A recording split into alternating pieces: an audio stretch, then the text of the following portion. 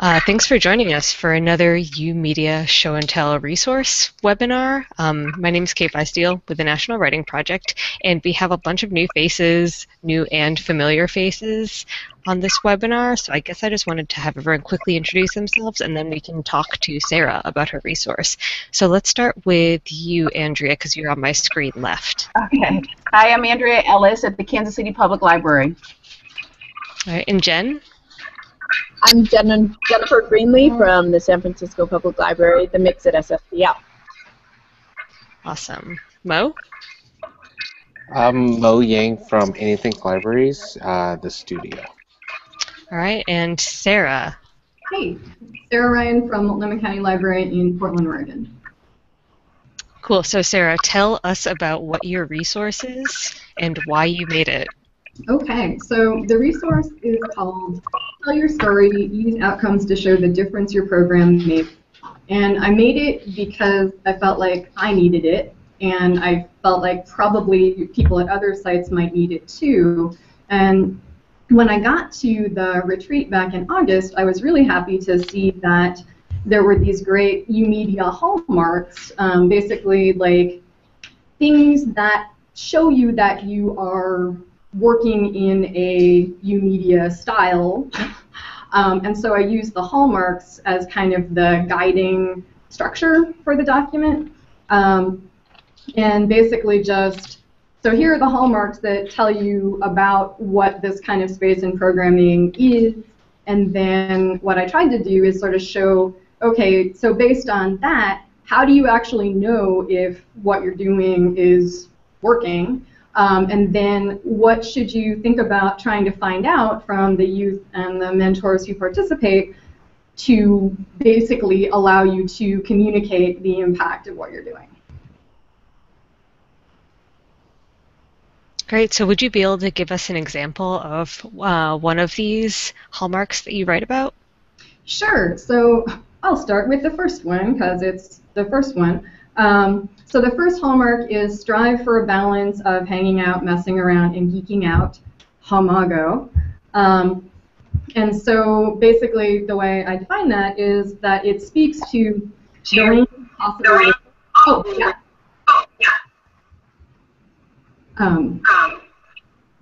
The range of, oh, I'm sorry, I'm seeing somebody trying to ask a question right now? No. Okay. Sorry. So it speaks to the range of possible ways for youth to engage, to the idea that youth aren't required to have any particular skill set or background in order to engage, and that youth should be supported as their interests evolve and deepen. So basically, that, and then sort of the ways that you can tell if that's happening. Youth feel that the space and programming is welcoming. They're able to discover new interests. They're supported in taking the next steps to learn more. They can share their skills with others, and they regularly choose to come to the space. Those are some ways. And one thing I want to stress is that I really tried to say all of these examples that I've given are a starting point, and hopefully the community will build on this and come up with cooler and more surprising ways to tell this story than I've come up with in this document so far. Cool. Any initial responses from anyone? Well, I appreciate the okay, sorry, I'm getting some feedback here. I appreciate the youth agree with statements. I think that's a great addition to have as we try to look at more interesting ways to do evaluation. And as we all know, sometimes when you're talking to youth, you get very little, back of how did it go? It was great, but to have some examples of statements that they might agree with gives them an opportunity to say yes or no, which then allows us to use that information, I think is really useful. So I appreciate that. And I'll jump in because this one, another piece that I put for this one, I know KFI is a fan of.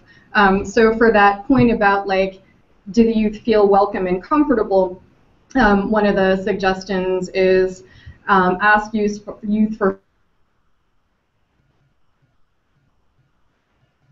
Uh-oh. So while we wait for Sarah to Photo get is on with gone. that cliffhanger, okay, Sarah, you were like, ask youth for dot dot dot. Yeah, so basically like that whole idea of you could have a whole gift set of like, here's what I think about what happened, you know, in the last 3 months that I've been participating in this space. I think there's a whole culture on Tumblr of storytelling through that kind of a series of gifs or little videos that, you know, is actually kind of a lot more engaging than other ways that we might think about to try to convey these kinds of things. So just to clarify, because I think that word might have gotten lost, but Sarah, you were saying to have teens to be able to respond using an animated GIF, Mm-hmm. yeah, or like some sort of emoji or something like that. Yeah. Exactly. Yeah, this came out of a conversation we were having about like how emoji and GIFs are, especially GIFs, have really become their own alphabet. And when you see someone respond with those certain emojis, you know exactly like, okay, they're referring to this and they're referring to this. Absolutely. So I think when we started this webinar, there were definitely some like technical things, including Jen is on her phone, and I think that's where we're getting feedback from. But Jen, if you have any questions you might want to ask. Great. Sarah, are you able to hear me? Yeah.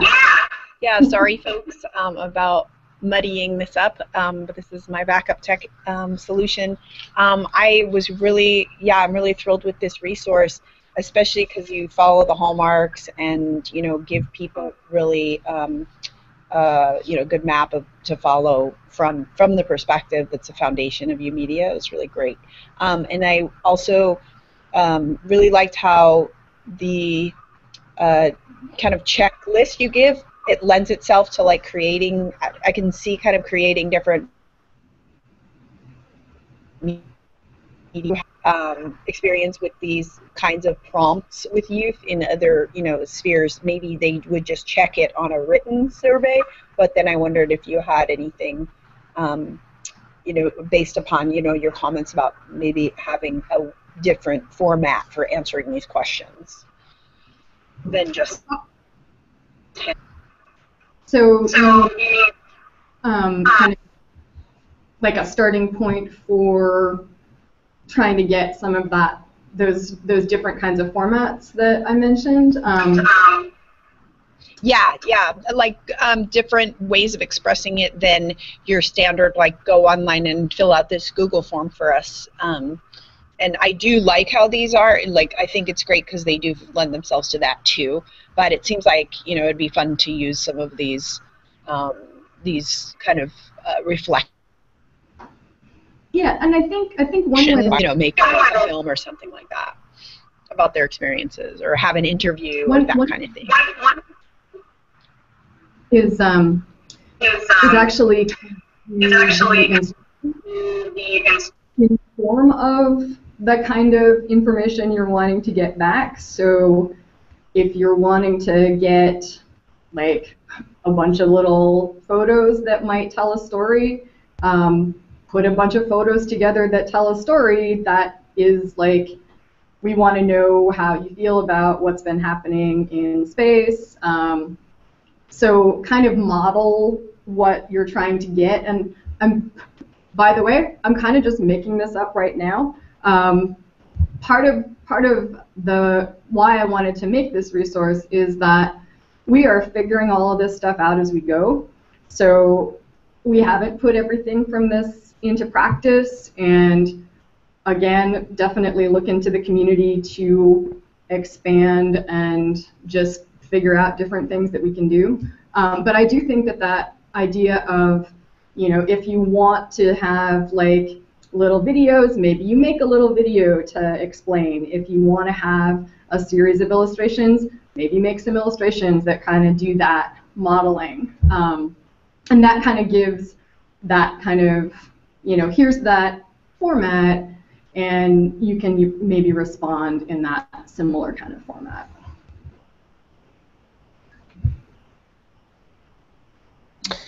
I think this is an amazing resource just because I see a lot of value in it in that it can also assist new staff members in further understanding like hallmarks, just because um, taking from Ryan's legacy support resource, I think it's a great complement for both that and the hallmarks document, just because once, as you know, whenever someone who's integral to basically everything within the organization leaves, there's somewhat of a hole, and I think this will assist in that transition as well, just because not only do you evaluate feedback from the youth, but you can also use it as a metric for um, kind of milestones that you should hit as you're continuing the support for your program. Thank you. And actually, that's kind of a good jumping off point for one of the other hallmarks is employ a consistent set of mentors who are dedicated to the media approach and space. And that one, so a lot of these are kind of like, I'm looking for ways to have youth be the ones to kind of tell us how we're doing. But for that one, it seemed like it was kind of a better fit with having the program or organization kind of do the assessment.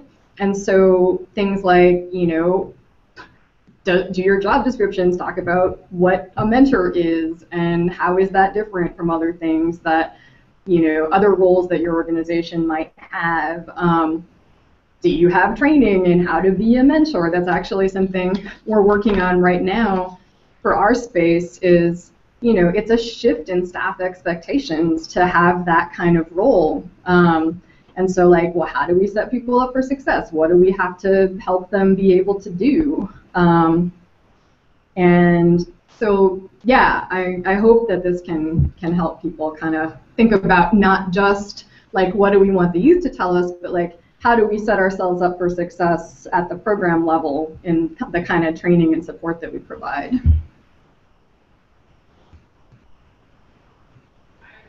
One thing that I wanted to jump in and add, so actually this morning I was on a webinar with someone else from the Multnomah County Library.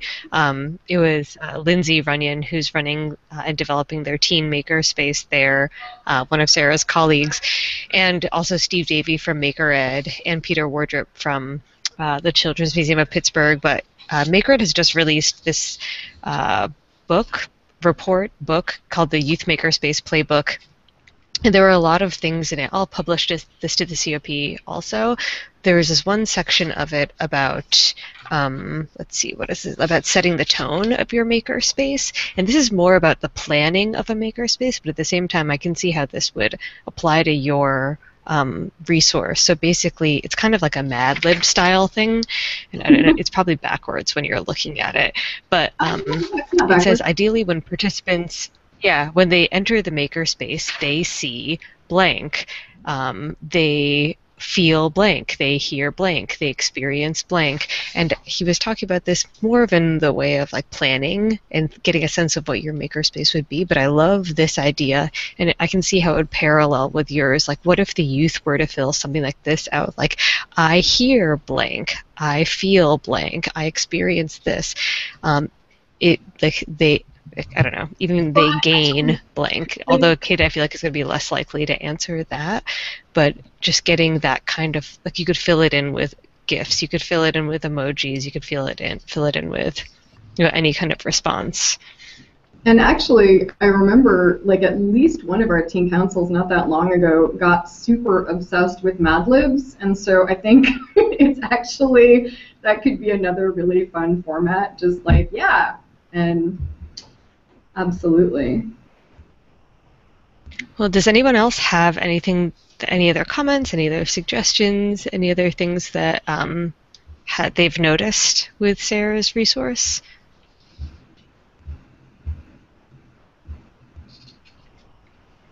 Well, I'm really excited that it's up, and thank you guys all for taking this moment to jump in with us. And it's so great to see all of you, and Jennifer, to see your avatar, your fake you. And I'm looking forward to talking with you all soon. All right. Thank you. Thank you.